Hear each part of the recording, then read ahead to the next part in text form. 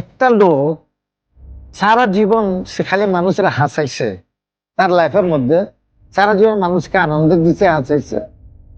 তো একদিন একলা বসে এনে চিন্তা করতেছে, আমি সারা জীবন মানুষকে হাসাইলাম, আমি যদি মরি তো মানুষ তো কাঁদবে না, আমার মনের মধ্যে মানুষকে কাঁদতে আমি দেব না, ওর মধ্যেও আমি হাসাবো।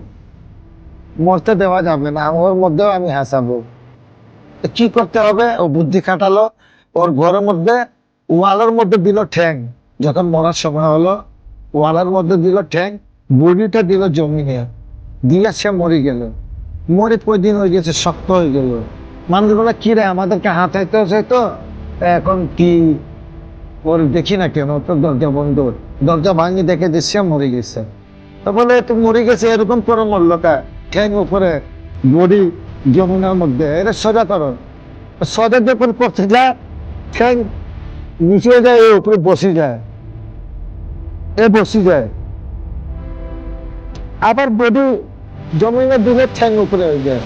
তখন মানুষ হাসা শুরু করে, বলে চালা এম মরছে তো আমাদেরকে হাসে মরতেছে, কেমন আদিম, কত ভালো লোক এছাড়া।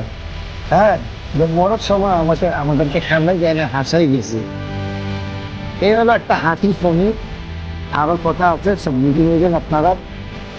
হাসি, আনন্দ দিয়ে মন গরম, মেজাজ গরম, দেশ গরম, মাদক দ্রব্য থেকে দূরে থাকো।